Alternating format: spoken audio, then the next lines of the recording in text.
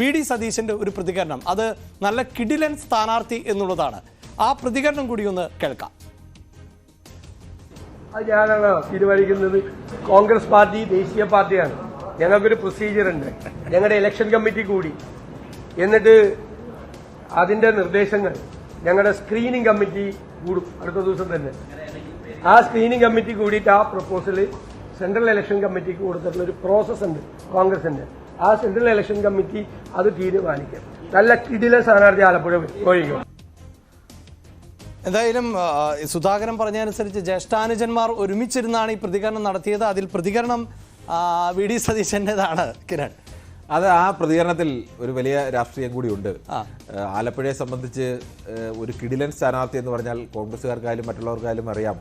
ആലപ്പുഴ തിരിച്ചുപിടിക്കാൻ കോൺഗ്രസ് ആഗ്രഹിച്ച് ആ തരത്തിലേക്ക് ഒരാളെ ഇറക്കണമെങ്കിൽ അത് സ്വാഭാവികമായും ഈ പറയുന്നത് പോലെ കെ സി വേണുഗോപാലിനെ തന്നെ ഇറക്കേണ്ടി വരും. അല്ലെങ്കിൽ ആലപ്പുഴയിൽ നിന്നുള്ള ആ തരത്തിലേക്കൊരു പ്രധാനപ്പെട്ട നേതാക്കൾ എന്ന് പറയുന്നത് എ കെ ആന്റണിയും വി എം സുധീരനും ഒക്കെയാണ്.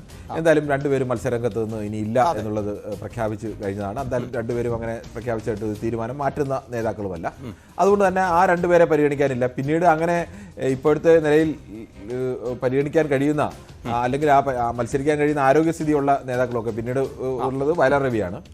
എന്തായാലും അങ്ങനെ ഒരു മറ്റൊരു നേതാക്കളാരും അങ്ങനെ രവിക്ക് ആരോഗ്യസ്ഥിതി അങ്ങനെ മത്സരിക്കാൻ പറ്റുന്നതല്ല. അതേ പറഞ്ഞ ആരോഗ്യസ്ഥിതിയുടെ അനുസരിച്ചാലും അങ്ങനെ ആലപ്പുഴ ജില്ലയെ സംബന്ധിച്ച് ഒരു കാലത്ത് വലിയ കോൺഗ്രസിന്റെ വലിയ നേതാക്കളൊക്കെ ഉണ്ടായിരുന്ന സ്ഥലമാണ്. വലിയ പാരമ്പര്യമുള്ളത് ഈ പ്രധാനപ്പെട്ട നേതാക്കളൊക്കെ സ്ഥലമാണ്.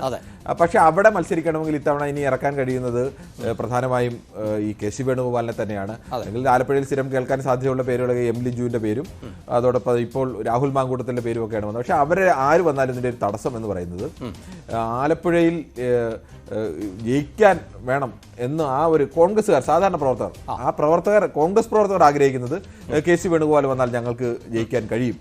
K C Venugopal പോയതുകൊണ്ടാണ്.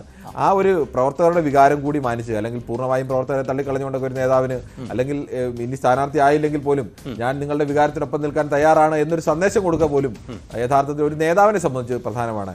അതെല്ലാം കൂടി കണക്കൂട്ടിയാവണം കെ സി വേണുഗോപാൽ അത് പറഞ്ഞതും. അതിനപ്പുറത്തേക്ക് ചില തീരുമാനങ്ങൾ, ചില ധാരണകളൊക്കെ എന്തായാലും പാർട്ടിക്കുള്ളിൽ ഉണ്ടായിട്ടുണ്ട്. നമ്മൾ നേരത്തെ പറഞ്ഞതുപോലെ ഒരു അന്തിമ തീരുമാനത്തിലേക്ക് എത്താൻ കഴിയാത്തത് ഈ അടുത്ത നമ്മൾ എടുക്കാൻ പോകുന്ന വിഷയം തന്നെയാണ്. കേരളത്തിലെ കോൺഗ്രസിന്റെ സാമുദായിക പ്രാതിനിധ്യം ഉറപ്പാക്കാൻ കഴിയുന്നോ ഇല്ലയോ എന്നോട്. ശരി, അതാണ് നമുക്ക് വിശദമായി പരിശോധിക്കേണ്ടത്.